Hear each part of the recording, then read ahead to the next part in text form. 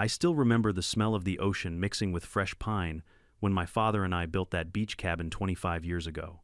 It wasn't just wood and nails, it was every fishing trip, every laugh, every late-night story told under a leaking roof. So when I pulled up the dirt road that morning and saw 3 shiny SUVs parked in my driveway, I thought maybe I had the wrong address. But then I saw at my cabin freshly painted beige, with an HOA banner hanging right over the porch. A woman in a bright pink blazer and oversized sunglasses stepped out, clipboard in hand. "Can I help you?" she said sweetly. When I told her this was my property, she smiled like I'd told a joke. "Oh honey," she said, "this house was abandoned. The HOA took custody." Then she held up one of my old family photos from inside the cabin. "Before we dive into this wild story, tell me where you're watching from. And don't forget to hit subscribe, because what happens next, you won't believe." The first thing I did after Karen waved my family photo like a trophy was breathe slow, steady, the way my dad taught me when a fishing line snagged and threatened to snap. "Step back, look at what you've got, then pull," he'd say. So I stepped back. I looked, and all I saw was theft with paperwork. "Abandoned?" I asked, forcing a smile. "Lady, I was here in June. The only thing abandoned is your sense of boundaries." She angled the clipboard like a badge. Per Article 9, Section B of Seaview Shores HOA, any structure left neglected or unoccupied beyond a reasonable period. She stressed the phrase like it came pre-underlined. "May be reclaimed for community use." "Define reasonable," I said. "Varies by board determination." The way she said board made it sound like royalty, and the board determined this cabin was abandoned. No utilities, no lawn care, storm shutters still up, classic signs.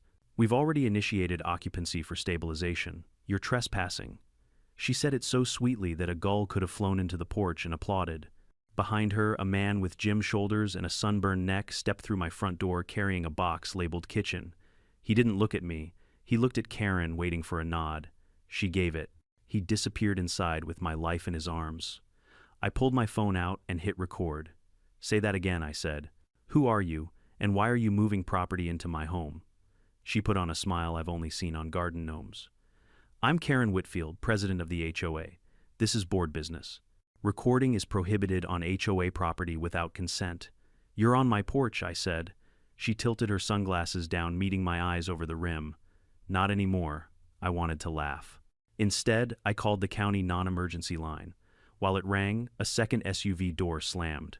Another person emerged with a roll of plastic drawer liners and a vase wrapped in newspaper. The humiliation crawled hot up my neck. My father taught me how to lay the first joist in this place. Now strangers were lining the drawers. "Non-emergency, what's your situation?" the operator asked. "Home invasion under color of HOA," I said. "Owner on site, documents in my glove box. Trespassers claiming abandonment." The operator took my information and said a patrol car was on the way. I felt that tiny shift in my chest, the hinge between dread and relief. Karen noticed it too. "Calling the police was a mistake," she said lightly. "You're about to find out how the law actually works here." "How it works is I have a deed," I snapped. She fluttered a few pages. "You also have unpaid assessments for storm debris removal, unaddressed vegetation encroachment, and a non-standard exterior color. My dad and I stained it cedar," I said. "Every year." "Exactly," she said. "Non-standard." While we waited, I walked to the edge of the porch and stared at the small brass plate beneath the rail, "Hayes Cabin." I'd polished it before I left in June, right after the hurricane inspection, when the adjuster took photos and told me to keep the shutters up until final approval. Insurance delays had stretched through July and August. I was back now to reopen, repaint, and breathe. But apparently in Seaview Shores, breathing is a violation if you don't file the right form. The patrol car crunched over shell gravel. 2 officers stepped out, one older one, young enough to still look uncertain in the Sunday. Karen's posture shifted into performance mode. "Officers," she called, descending the steps with a practiced half-wave. "Thank you for coming. We're stabilizing an abandoned property per Article 9. "Hold up," I said, meeting them halfway. "Robert Hayes, owner." I handed the older officer my license and a folder with copies of the deed, tax receipts, and the hurricane claim correspondence. "I've been through enough HOA nonsense to carry a paper trail like a talisman." The older officer skimmed, then glanced at Karen's sheaf. "Ma'am?" She presented her bundle like communion. Board resolutions, notices posted on the door, and photographic evidence of neglect. Mail piled up. No utilities, the power's on a vacation hold, I said. Approved by the electric company during hurricane season, the water shutoff was at the county's recommendation to prevent pipe bursts. Insurance inspection orders in the folder. The young officer took the folder, flipping pages. Looks like you notified the insurer and the utility. Karen didn't flinch. Article 9 allows us to act when a property is a hazard to surrounding homes. After the storm, this structure was shuttered for months. We posted notices. No response. You posted a flyer the size of a parking ticket, I said. In a wind corridor. We also emailed, she said. To what address, I asked. She hesitated. The one on file. The one you never updated because your secretary didn't like the font in my submission form, I said. Cheryl wrote me a handwritten note about Comic Sans. The older officer cleared his throat. Folks, let's keep this to the point. Mr. Hayes, do you consent to them being inside your residence? Absolutely not, I said. Karen's smile barely moved. The board has taken temporary custody to prevent blight. We've already installed safety measures. Safety measures, I repeated. New locks, she said. I took a measured breath. You changed my locks and moved your stuff in, and you're calling it safety.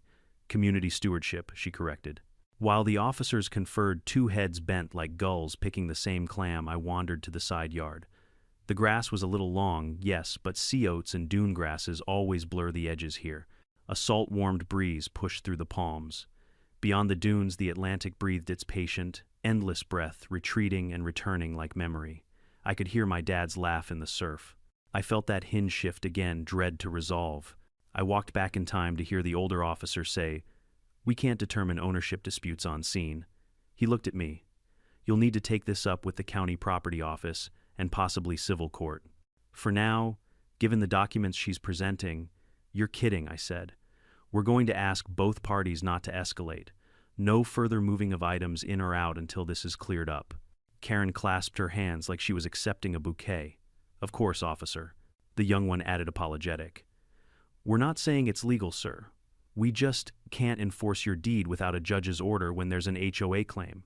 My tongue tasted like salt and rust. "So she can keep sleeping in my bed." "Don't be dramatic," Karen said. "We brought new linens." I laughed then because the alternative was something ugly. "New linens," I repeated. "That's considerate. Did you also consider not committing fraud?" "Words like that can be defamatory," she said. "Sweet, like poison. Especially when you're on video, Cheryl." She turned. The nosy secretary I remembered from meetings, bangs like a helmet, lips pursed around a permanent disapproval, stepped onto the porch with her phone held high and horizontal. "You're live," Cheryl announced. I raised my own phone. Me too. We stood there, phones pointed like dueling pistols. The officers, already done with all of us, retreated to the patrol car to enter notes. "Fine," I said. "If we're playing by procedures, let's play by all of them." I set my phone to wide angle and filmed the HOA banner draped over my porch like a flag over conquered ground. Article 9, Section B, right, show me the official filing with the county, the stamped notice of abandonment, the insurance correspondence, the certified letters. Karen's mouth narrowed. "We're not obligated to share internal board documents." "You are, if you're asserting authority over my property," I said. "I'll be asking the county clerk for your filings today. If they don't exist, this is unlawful entry. If they do, we'll see if they meet state statutes. Spoiler, they don't." Her husband, let's call him Bob, with the gym shoulders, came out again, this time with my father's tackle box. Something in me snapped at the sight of that dented old green metal. "Put that down," I said, stepping forward. Bob glanced at Karen. She didn't nod. She didn't need to. The box disappeared inside again. I took a breath so deep it felt like the ocean filled my ribs. Then I turned to the officers. "Thank you for coming. I'll handle this legally." I looked at Karen. "But hear me clearly, this isn't over because you stapled a banner to my porch." She pursed her lips. "The community won't be intimidated." "Intimidated," I said. "Karen, I built this place with my father's hands and my own. You stapled polyester to it. Between us, only one of us knows how to hold a hammer." Her sunglasses hid her eyes, but not the flash of heat behind them. "Leave," she said softly. I did. Not because she told me to, but because my dad's voice said, "Step back. Look at what you've got. Then pull." I drove to the marina, parked where the gulls fight over dropped French fries, and called Miguel, my contractor and friend. He answered on the second ring. "Tell me this is about fixing something that doesn't involve cops," he said. "Wish I could," I said, and told him everything. "I'll bring the drone," he said. "Also the coffee." You sound like you need it. Then I called Lydia, my neighbor, 3 houses down, retired paralegal and full-time HOA skeptic. She answered with the joy of someone who keeps a file cabinet labeled receipts. I knew that woman would try a stunt, Lydia said. I've got screenshots of their little community guest house posts they've been flirting with on Nextdoor, and the Airbnb listing tied to a cousin in Tampa. Oh, honey, we're gonna have us a day. Get me copies, I said. Everything with timestamps. Already printing, she said, and I could hear the laser printer whistle to life. By the time I got back to the cabin road, the sun had tilted west. Shadows lengthened across dune grass like long, patient fingers. A motion alert pinged my phone from the trail cam I'd left, pointed at the side porch back in June to watch for raccoons. I pulled up the feed. There they were, Karen and Cheryl hauling a box labeled "Linens past my window like bridesmaids of a hostile wedding." I saved the clip, titled it Exhibit A, and smiled without humor. Game on, I told the sea. By the time the sun rose the next morning, I had a plan, half caffeine, half rage. My truck smelled like burnt coffee and old determination. I parked at the overlook, where the dunes hid my cabin from view, and set up the drone Miguel brought. We'd upgraded it last year to help survey storm damage. Today it was evidence. Miguel squinted into the monitor. "You sure you want to see this, man?" "I'm sure," I said. "Let's find out how abandoned my house really is." The drone rose quietly over the palms, its propellers slicing the humid air. From the screen, I watched the world tilt waves rolling the porch, coming into focus. And there they were, Karen and her husband Bob, standing on my porch with cups of coffee like they owned the sunrise. "Tell me that's not real," I muttered. Miguel zoomed in. "They're living there, bro. That's breakfast." Karen laughed at something Bob said. Then she bent down, picked up a bucket of white paint, and began brushing it across my cedar rail. She painted right over the brass plate that said Hayes Cabin. I felt my throat tighten. "That plate's been there since my dad Miguel looked at me." "I know." The drone hovered closer. Karen finished painting, stepped back, and hung a new wooden sign, Community Guest House. Below it, she nailed a laminated HOA seal like it was some royal decree. I stared at the monitor, heart pounding. She's not just squatting, she's branding it. We flew the drone higher. Through the open front door, I could see boxes stacked neatly along the walls, my walls. The vintage fishing net my dad used to hang above the mantel was gone, replaced by a cheap framed print that said "Beach Vibes Only." That was the moment the anger shifted. It wasn't loud or wild, it was cold. Controlled. The kind that makes you measure your steps before you strike. "Get photos," I said quietly. "Video. Every angle." Miguel nodded, piloting slow sweeps around the property, while I scrolled through last night's trail cam alerts. Dozens of clips, all time-stamped. Karen unlocking my door, Bob hauling furniture, Cheryl directing from the porch, pointing like a general. When I opened the next file, I froze. The HOA banner was gone. In its place, Christmas lights. They were decorating. I watched as Karen plugged in a string of lights across my porch rail and clapped when they lit up. Miguel looked over my shoulder and let out a low whistle. "They're nesting. They're trespassing," I corrected. He nodded, still staring, and filming a TikTok about it. "What?" He turned the drone camera. Sure enough, Cheryl stood near the driveway, holding her phone, panning across the scene. Her caption flashed briefly on the live screen, "HOA makes abandoned cabin shine again." I almost laughed. "Almost. They're really that confident," I said. Or that dumb, Miguel replied. Either way, I knew I needed the cops again, but not just any local patrol. I needed proof so solid, even Karen's laminated rules couldn't smother it. I spent the rest of the day gathering everything. Insurance letters, utility receipts, my father's will that listed the cabin as inheritance. Lydia dropped by with a USB drive, pulled their Airbnb listing before they deleted it, she said, handing it over. I plugged it in and stared. There it was, my living room, my fireplace, my dad's handmade coffee table, all in glossy photos with the caption, "Serene Oceanfront Guest House, hosted by Cheryl W. $180 per night." "Unbelievable," I muttered. "They didn't even change the rug. They're using HOA money for cleaning fees," Lydia said. Karen submitted invoices labeled community maintenance. I looked at her stunned. "You serious?" She smiled grimly. "Dead serious." And that's not the half of it. Their cousins managing 3 other so-called abandoned properties in the same zip code. My phone buzzed a new motion alert. I opened the live feed. Karen again, this time hauling in a box labeled towels. Bob followed with a small safe. Cheryl held the door open. "They're moving in," I said softly. Lydia crossed her arms. "Then it's time we move out. That night I parked near the dunes, keeping the headlights off. The moon cast silver light across the sand enough to see the cabin in faint silhouette. Through the windows, warm light glowed my lamps, my home. My memories turned into their living room. I watched through binoculars as Karen poured wine. She laughed loudly, clinking glasses with Bob. Behind them, Cheryl filmed again, narrating something I couldn't hear.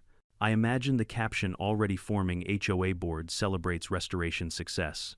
I zoomed in and caught sight of the mantle she'd replaced my dad's framed fishing license with a cheesy lighthouse print. That did it. I got out of the truck, walked down the narrow sand path, and hit record on my phone.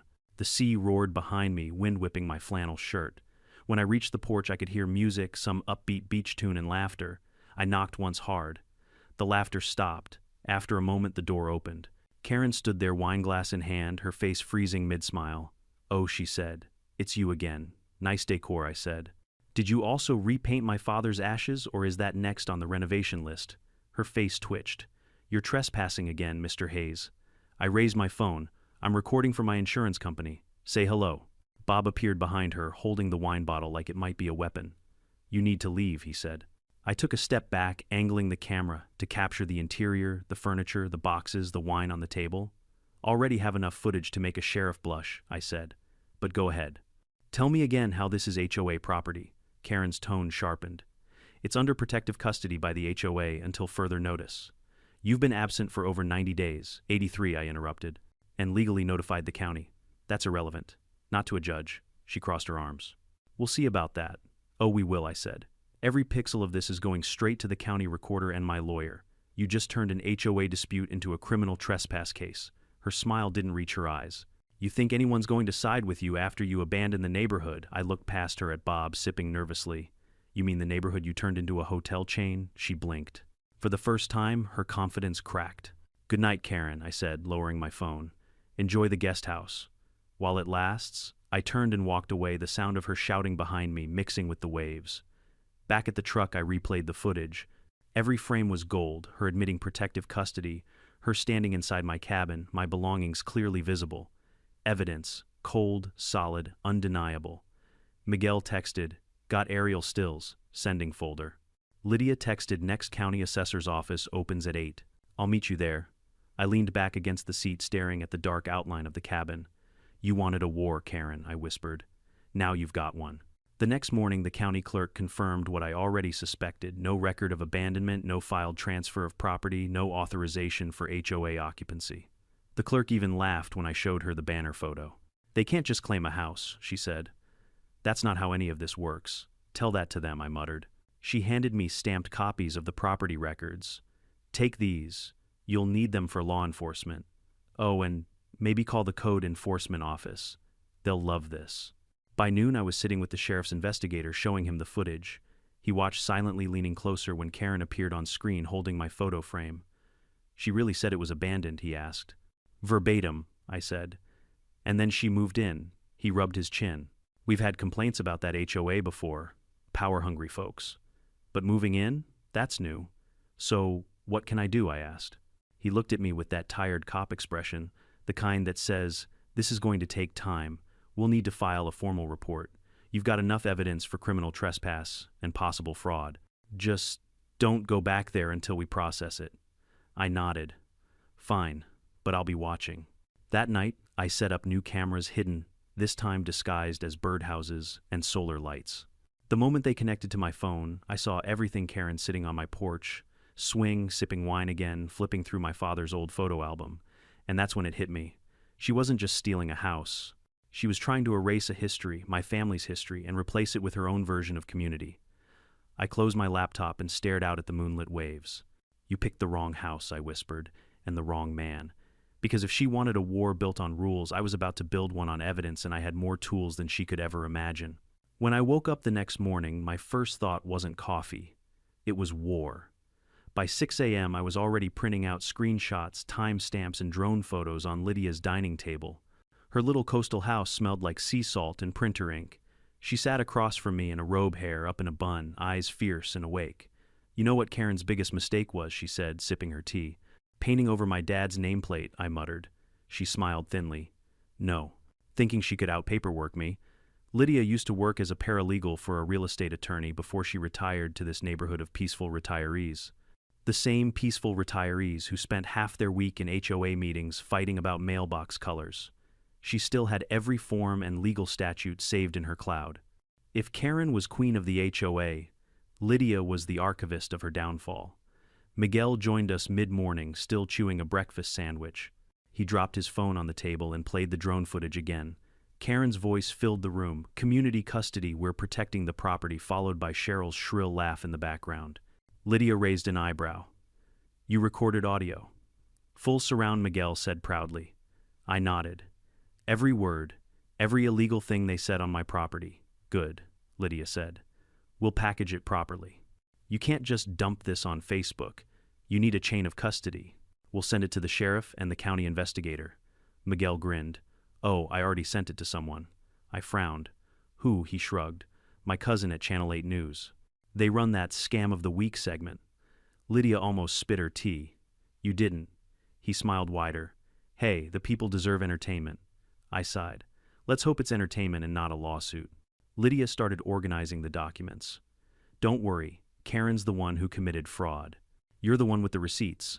By noon, I had my timeline pinned to her corkboard photographs, HOA emails, county maps, even screenshots from the Airbnb listing that still hadn't been deleted completely. Each piece was connected with red string, like we were solving a murder. And in a way, we were the murder of my father's legacy. Miguel leaned back in his chair. You realize she's going to panic when this hits the county office. That's the point, I said. I want her nervous enough to make mistakes. Lydia smiled. Oh, she will. Karen's pride is her weakness. She can't resist doubling down. That afternoon, I drove to the sheriff's office with a flash drive full of evidence. The deputy recognized me immediately. You're the guy with the cabin thing, right? Yeah, I said, handing him the drive. Here's everything you need. Video, photos, even HOA documents they forged. He plugged it in, scrolling through the folders. Holy hell, this is thorough. Tell me about it, I said. We could write a true crime book, he grinned. We'll start with a police report. After filing everything, I stopped by the county recorder's office. The clerk looked amused when she saw me again. Back so soon? Just making sure the HOA didn't magically file anything new. She typed a few keys and shook her head. Still, nothing. But I did forward your materials to the property compliance department. They might take this up as an enforcement case. That made me smile. Perfect. By evening, the first crack appeared. Lydia texted me a screenshot from the neighborhood forum. Karen had posted, due to malicious harassment and misinformation being spread online, the HOA will no longer tolerate trespassing or slanderous claims regarding community-managed properties. The comment section was gold. Neighbors asked why she was living in community property, why the HOA was suddenly renting on Airbnb, and why a police cruiser had been spotted outside her house that morning. Karen replied defensively, claiming she had official permission from the county. Lydia replied with a link to the county's public records portal showing nothing filed. The thread exploded. By the next day, everyone in Seaview Shores was talking about it. The local Facebook group was split into factions, Team Karen and Team Sanity. That night, I drove back to the cabin with Miguel. We parked at a distance, hidden behind the palms. The porch light was still on.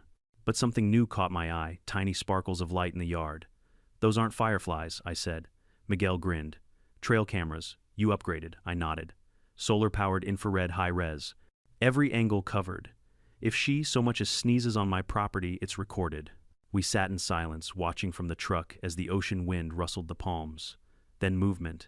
Karen appeared in the doorway wearing a robe, carrying what looked like a wine glass and a clipboard. Bob followed her out, arguing about something. Miguel zoomed the camera.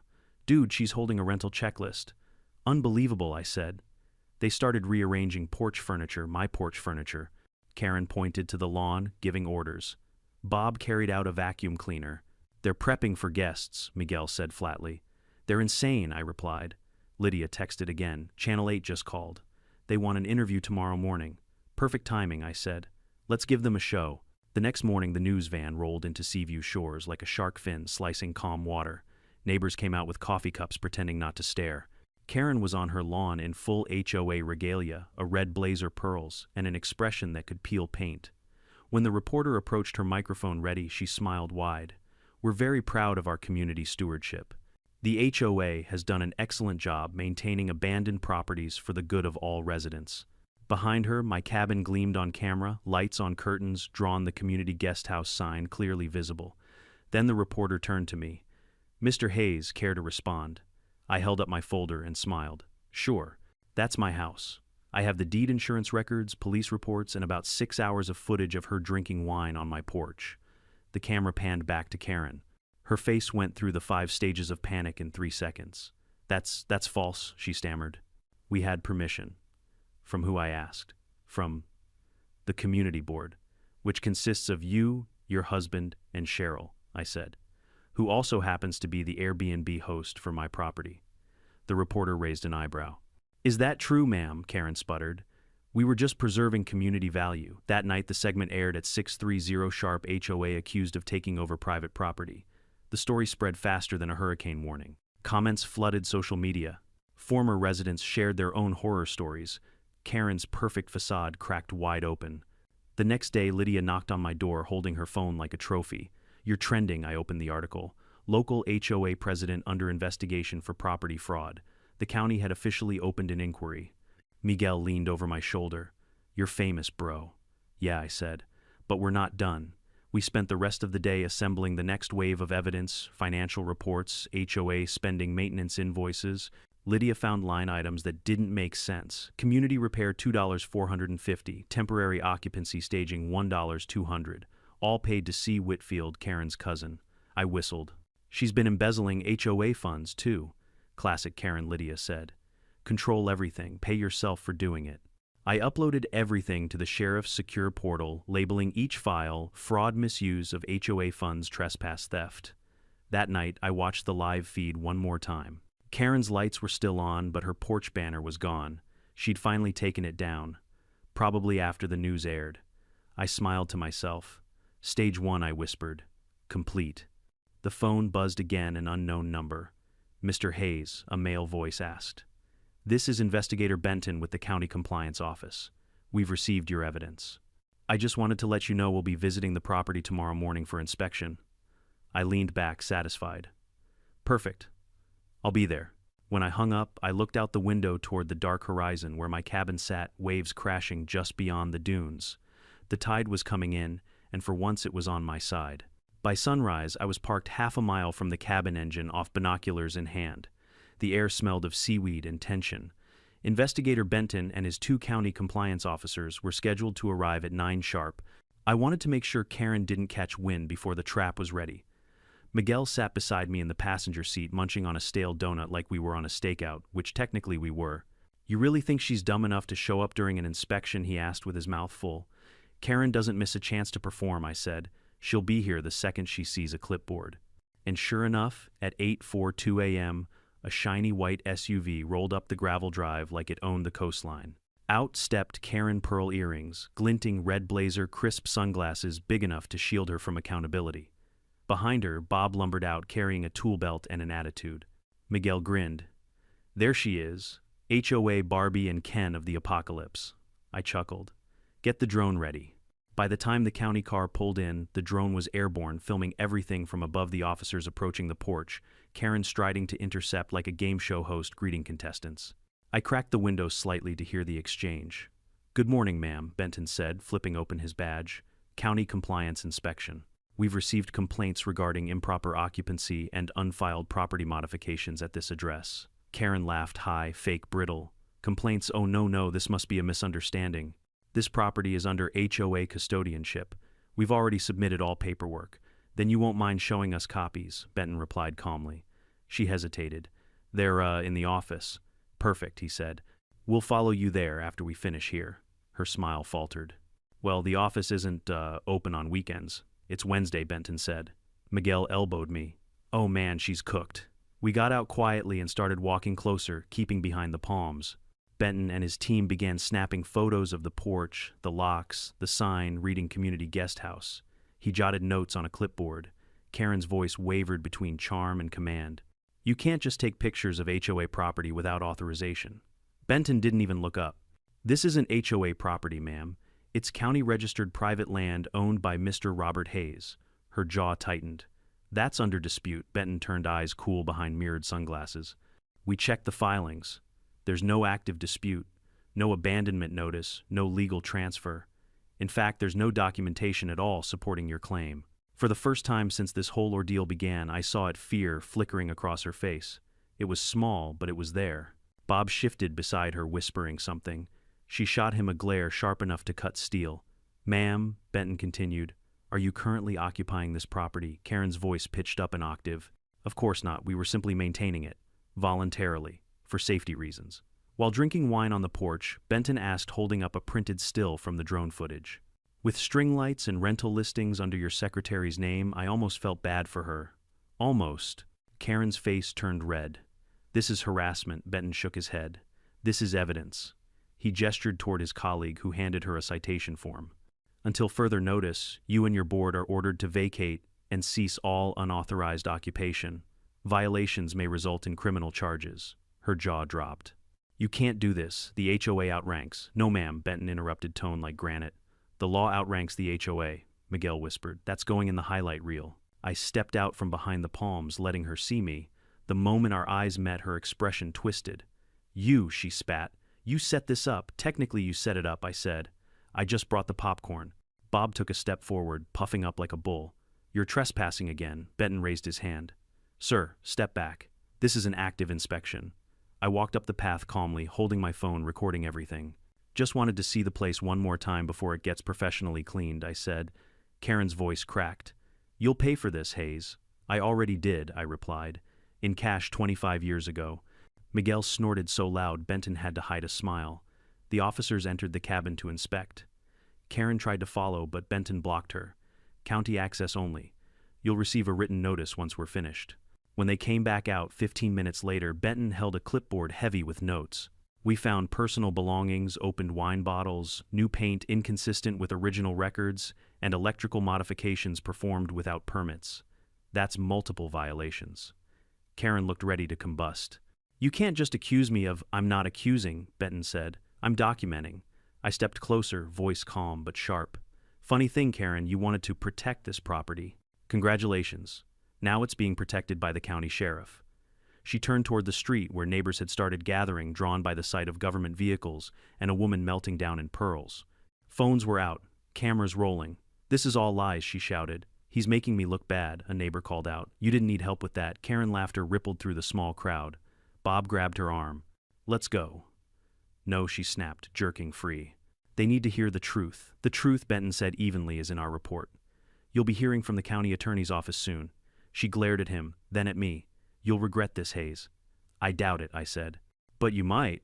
The officers left, the crowd dispersed, and Miguel clapped me on the back. "That was beautiful, man. Like a live HOA exorcism." I exhaled for what felt like the first time in days. "It's not over yet," I said. "She's not the type to go quietly." And I was right. That evening, as I reviewed the footage at home, I caught something new. At 5:17 p.m., after Benton left, Karen snuck back into the cabin through a side door carrying a thick envelope. She looked around nervously, pulled something from the envelope, and slid it into the kitchen drawer. Then she left. I paused the video. "What the hell was that?" Miguel leaned over my shoulder. "Looks like paperwork." Lydia, who just arrived with pizza, frowned. "Planting evidence, maybe. Or hiding it," I said. We all looked at each other. There was only one way to find out. That night, under the cover of a fog-heavy sky, we drove back to the cabin. The sheriff's temporary locks were still on, and since I had the legal key now, I opened the door quietly. The air inside smelled like wine and lemon cleaner, a desperate attempt to erase guilt. We searched the kitchen first. Sure enough, in the second drawer beside the sink was the envelope.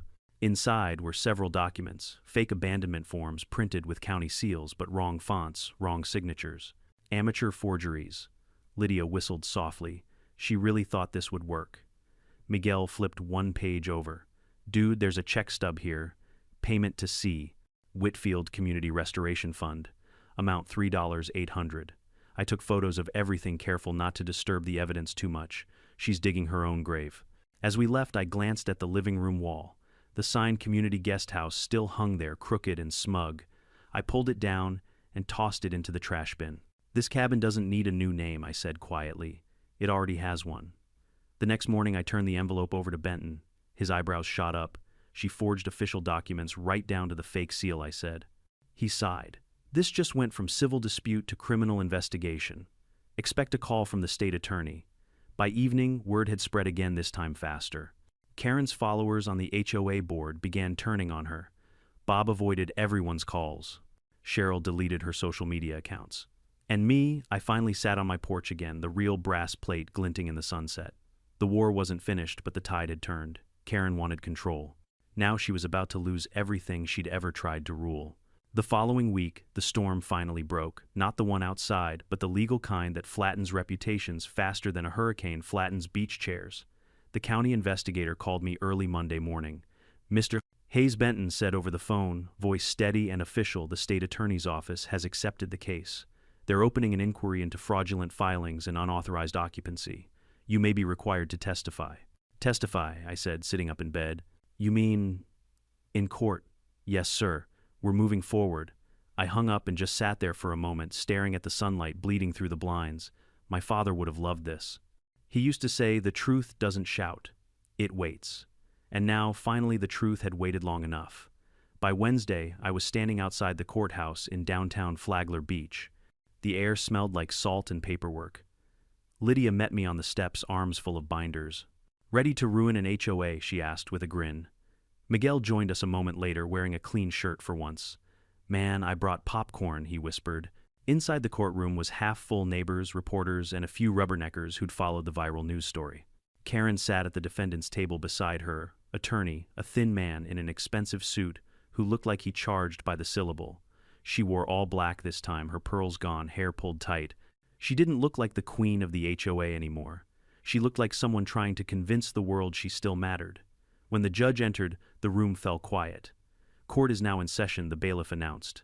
Case 22 to 4,769 Hayes versus Seaview Shores Homeowners Association.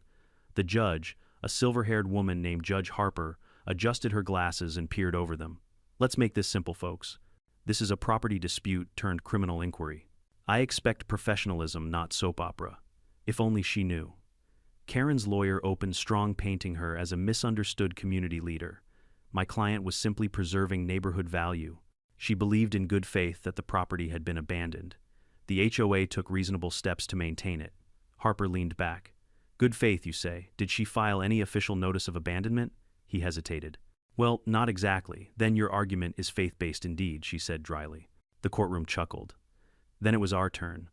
My attorney, a sharp, no-nonsense guy named Doyle, stood up with Lydia's binder in hand. Your Honor, we have visual, digital, and documentary evidence proving Mrs. Whitfield, acting as HOA president, knowingly entered my client's property without authorization, altered its condition, and rented it out online under a false listing. Furthermore, we have discovered falsified documents with forged county seals. He clicked the remote. The first photo flashed on the courtroom monitor, Karen, wine glass in hand, standing on my porch beneath the community guest house sign. Karen's face drained of color. The next image appeared, a drone shot of her and Bob unloading boxes labeled kitchen and linens. Then a video clip rolled, complete with audio. This house was abandoned, she said. The HOA took custody. Her voice echoed through the room. You could have heard a pin drop. The judge raised an eyebrow. That's you, Mrs. Whitfield. Karen tried to recover. It's taken out of context, Harper leaned forward. Ma'am, the context appears to be you committing trespass. Doyle continued, and if that weren't enough, we have financial records of HOA funds being misused for so-called maintenance expenses, all paid to her cousin, Miss Cheryl Whitfield, who conveniently ran the Airbnb listing. He held up a printed invoice. $3,800 for community restoration. The memo line reads, guest house preparation. Karen's lawyer tried to object, but the judge overruled. Proceed, she said. Then came the final blow. Doyle pulled up a scanned document, one of the forged abandonment forms we'd found in the kitchen drawer. This document contains a counterfeit county seal. We had the clerk's office verify it. Not only is the seal incorrect, but the signature belongs to a retired employee deceased since 2019. The courtroom gasped. Judge Harper turned to Karen. Mrs. Whitfield, would you care to explain how a deceased county employee signed your paperwork? Karen's hands shook. I don't know. Someone else must have. Bob, sitting behind her, muttered, Oh, for crying out loud, Karen. The judge heard it. Mr. Whitfield, do you wish to testify? He froze. No, Your Honor. Probably wise, she said. Lydia leaned toward me and whispered, She's finished. But Karen wasn't done. She stood suddenly, voice trembling but loud. This man abandoned his property for months. We acted to protect the neighborhood. Everyone here knows how he let it fall apart. The judge banged her gavel once. Sit down, Mrs. Whitfield. But she didn't. He's making me look like a villain, she shouted. All I ever did was care about this community. Doyle turned to the judge calmly. Your Honor, if I may, briefly, Harper said. He gestured to me. My client has one short statement. I stood feeling every eye in the room. Your Honor, that cabin wasn't just a property. My father and I built it together when I was 17. It's part of our family history. And I watched this woman paint over my father's nameplate like it was a graffiti tag. That's not community care. That's greed with a clipboard. The judge studied me for a long moment, then looked at Karen. I've seen HOA disputes. I've seen overreach. But this is arrogance wrapped in bureaucracy. She turned to the bailiff. Seize the forged documents as evidence. Forward copies to the district attorney. And Mrs. Whitfield, Karen's breath caught. Yes, consider this fair warning. If any further fraudulent filings surface, I will refer this case for criminal prosecution.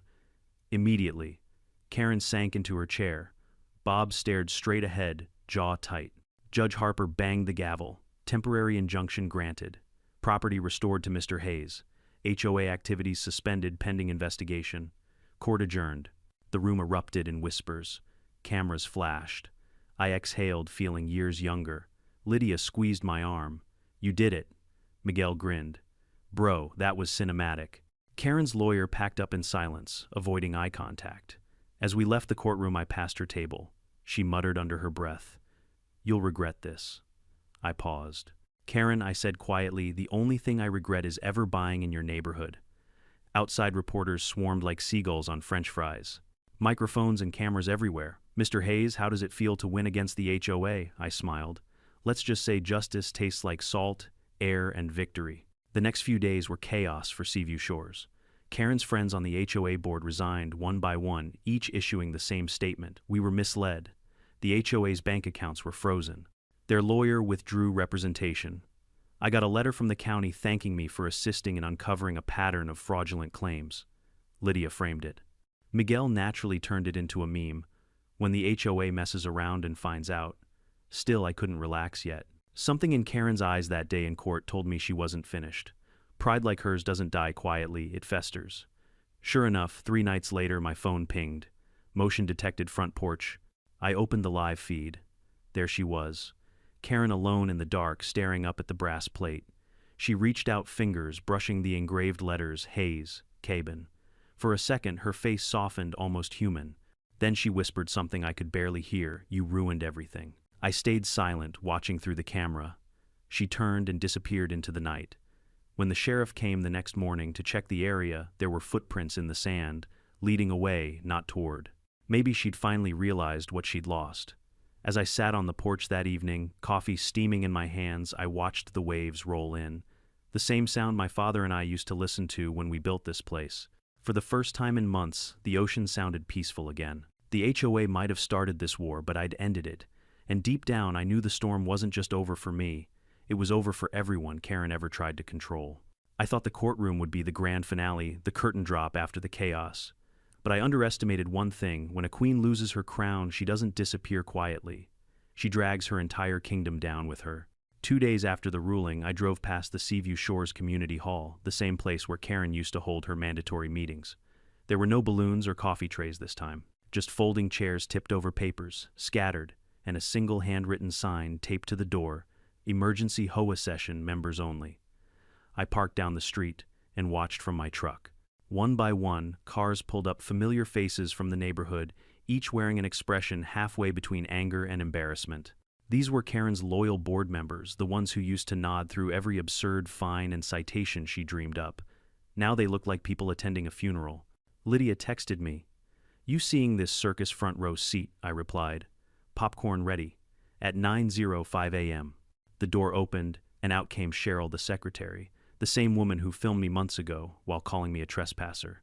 She looked rattled, her helmet bangs frizzed from humidity. Behind her, Bob followed, clutching a box of files. Then finally, Karen stepped out. Gone were the pearls and the pressed blazer. She wore plain gray sweats and sunglasses, her confidence stripped bare. She tried to maintain her dignity, barking orders at the others, but no one was listening. I rolled my window down just enough to hear, "You can't just vote me out," Karen snapped. Bob's voice boomed. "You forged documents, Karen. We're getting audited. You dragged all of us into your mess." "Oh, please," she spat. "You think any of you would have had property value without me? I made this neighborhood desirable." Cheryl crossed her arms. "You made us a headline." There was a long, brittle silence. Finally, Bob threw the box of files into the back of his truck and climbed in. "You're on your own," he said. For a moment, Karen just stood there, trembling. Then she noticed me. Her sunglasses tilted, revealing those cold blue eyes now rimmed with exhaustion. She marched right up to my window. "You think this makes you the hero, don't you?" she hissed. I kept my tone steady. "No, Karen. It just makes you accountable." She pointed a finger. "You destroyed the HOA, the structure that kept order here." I smiled. "Order? You fined a veteran for hanging an American flag 1 inch too high." Her hand dropped. "Rules are rules," she whispered. "Exactly," I said, starting the engine. "And the law finally applied them to you." I left her standing in the rearview mirror, small against the morning sun, shouting something I couldn't hear. By afternoon, it was official. The Seaview Shores HOA was dissolved. The county froze its remaining assets pending investigation. The neighborhood Facebook group exploded, half the residents cheering, half panicking. Someone posted a meme of Karen's face on a sinking ship labeled HOA Titanic. Miguel came over that evening with beers. "You're trending again, man," he said, tossing me his phone. The headline read, "Local HOA collapses after president charged with fraud and trespassing." The thumbnail was Karen mid-yell, captured from the courthouse footage.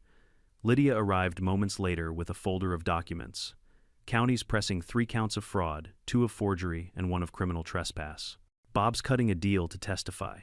"Smart man," I said. "He's finally learning to duck when the storm hits." We toasted under the porch light. The cabin looked alive again, warm, safe mine. The brass plate gleamed. The air was filled with ocean salt laughter and a faint hint of justice. For the first time in months, I felt peace. That lasted until midnight. The motion alert buzzed my phone. I almost ignored it. False alarms happened with wind or raccoons. But something in my gut said check. I opened the live feed. Karen, standing barefoot in the sand, her gray sweat soaked from the tide. She was staring at the cabin, silent, her hair wild in the wind. "What the hell?" I muttered, grabbing my jacket. By the time I stepped outside, the night air was thick with fog. I called the sheriff's line as I walked down the dune trail. "It's Hayes. She's back again." "We'll dispatch a unit," the dispatcher said calmly. When I reached the porch, she was there, framed by the moonlight, her feet leaving dark, wet prints across the wood. "Karen," I said quietly, "you need to go home." She turned slowly, eyes glassy. "There is no home," she said. "They all left. They sold. The HOA's gone. That's not my fault." She laughed softly. "You ruined everything I built. You built it on lies," I said. She stepped closer. "You think people need freedom, but they need order. Without me, this place will rot. People need rules." I shook my head. "No, Karen, people need decency. That's what you forgot." She stared at me for a long time, and for just a moment I saw it: guilt. Real human guilt flickering behind her mask. Then it vanished. "You'll see," she said. "You'll all see what happens without me." Before I could respond, she turned and walked down the beach, disappearing into the mist. The deputies found her a mile down the coast, sitting near the waterline, staring at the horizon. They didn't arrest her, not that night. She went quietly. The next morning, the sun rose bright and golden, as if the whole world was trying to scrub the night clean.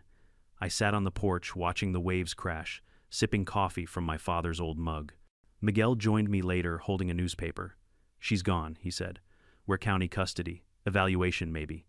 "You broke her, man." I stared at the water. "I didn't break her. She broke herself." Lydia stopped by after lunch. "Guess what?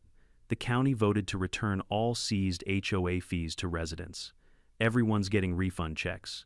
You're officially the most popular man in Seaview Shores." I chuckled. Can't wait to see that on a bumper sticker. But when she left, I walked back inside the cabin and looked around. Every board, every nail, every photo told a story of survival. Yet something felt heavy. Like the ghosts of her arrogance still clung to the walls. I picked up the community guest house sign I'd tossed into the trash weeks ago. It was cracked, the letters faded. I nailed it to the back wall of my workshop, not as decoration, but as a reminder.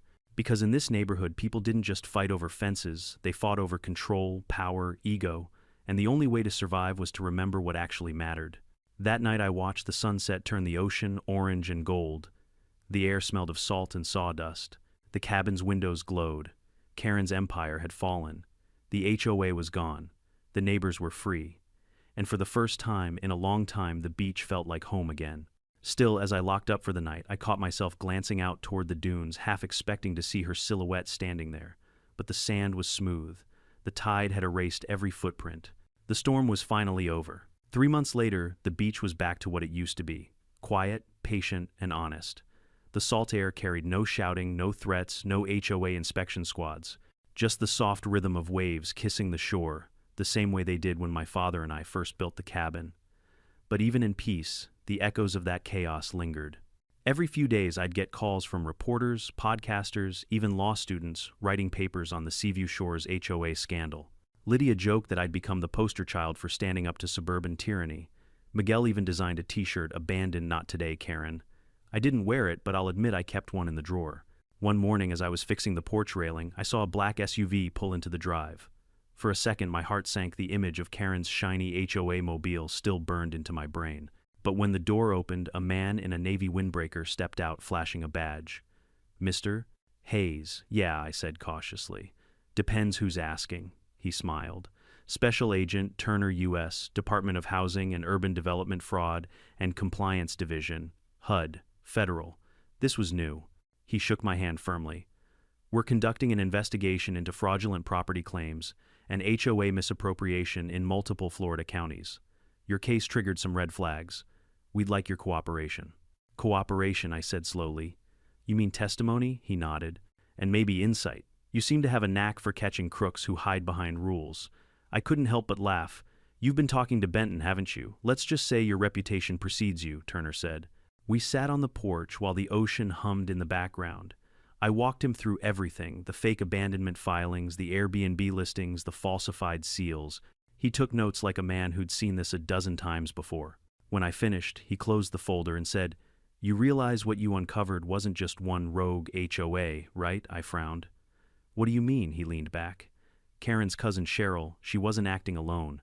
We've tracked similar schemes in 3 neighboring counties. They'd identify neglected homes, file forged abandonment claims, and funnel rental profits through HOA accounts. It's organized fraud." I stared at him. "You're saying this was bigger than Seaview Shores?" He nodded. "Much bigger. And your footage is the missing link." For a long moment I didn't say anything. The waves crashed, the gulls called, and I thought about all those endless HOA meetings where Karen bragged about being connected and in the know. Turns out she was just in all the wrong ways. Turner handed me his card. "We'll need a formal statement in writing. And one more thing, we might want you to appear at the federal hearing when the indictments drop." "Indictments?" He smiled. "Yes, Mr. Hayes. We're not just shutting down your old HOA. We're taking down the whole ring." By the end of that week, it was official: federal investigation into HOA fraud ring expands. The headlines stretched from Florida to Georgia. Karen's photo, the one from court, her mouth open mid-denial, was everywhere. Lydia texted me an article with the caption, "You've gone national." Miguel dropped by later laughing. "Dude, I just saw you on TV again. You're the whistleblower with a beach view." I groaned. "I didn't blow the whistle. I just hit record." "Same thing," he said, cracking open a beer. Still, part of me couldn't help but smile. For months, I'd been the target of Karen's wrath find, accused, humiliated. Now her empire of HOA bureaucracy was collapsing under the weight of her own arrogance. The following month, the subpoenas went out. Karen, Cheryl, and 4 HOA presidents from nearby communities were charged with wire fraud, falsification of records, and illegal property seizure. Federal charges. Not fines, not suspensions. Real prison time offenses. The day the news broke, Lydia and I sat on the porch listening to the distant sirens that rolled through the neighborhood. She handed me a coffee and said, "You realize you just helped take down one of the biggest HOA scams in the state, right?" I shook my head. "All I wanted was my cabin back." She grinned. "Sometimes justice has ambition." When I testified in court, Karen didn't look at me once. Her lawyer did most of the talking, trying to argue diminished responsibility. But when the prosecutor played the drone footage of her painting over my father's nameplate, the jury didn't even blink. Karen's sentence came 2 weeks later: 2 years for fraud plus restitution. Cheryl got 18 months. The rest cut deals for lesser charges. After the hearing, I walked outside feeling lighter than I had in years. Turner met me by the steps. Nice work in there, he said. You handled that like a pro. I smirked. Guess I've been through enough HOA meetings to handle hostile crowds, he chuckled. Ever consider consulting? We could use someone who knows how these people think. I raised an eyebrow. You offering me a job, let's call it a collaboration. I didn't answer right away.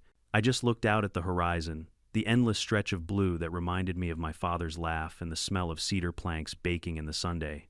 Maybe it was poetic, or maybe it was just closure, but I felt it then, the end of one story and the start of another. I'll think about it, I said finally. Good Turner replied. Because the next HOA might not go down as easily. He left me with a firm handshake and a quiet respect that felt heavier than any applause. Weeks passed. The neighborhood rebuilt itself without the HOA's iron grip. Kids played in the street again, someone repainted their house bright turquoise just because they could, and the flag that once cost a veteran a $200 fine now flew freely in the ocean breeze. One morning, I went down to the beach with a hammer and a small wooden plaque I'd made myself. I nailed it to the base of the porch post, where Karen once stood yelling about community regulations. The plaque read, Hayes Cabin, Est, 1998, property of nobody but family. As I stood there watching the tide come, in a convoy of helicopters, thundered across the horizon, 3 sleek black ones flying low over the water. I smiled. Miguel's voice echoed in my head. Man, you caught them on camera and brought in the feds. What's next, Black Hawk helicopters? Guess life has a sense of humor. That night I sat by the fire pit, the surf whispering just beyond the dunes. Lydia dropped by with her usual sarcastic grin. You know, she said there's talk of making a documentary about all this. Maybe even a dramatized version.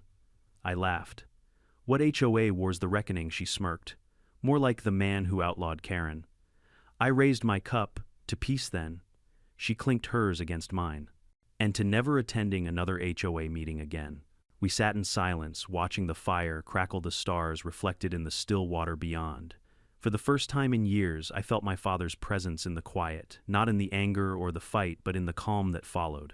Sometimes justice doesn't come in thunder or gavel strikes. Sometimes it comes in the sound of waves finally washing everything clean. As the fire burned low, I whispered to the ocean, You were right, Dad. Build it right the first time, and it'll stand through any storm. And it had.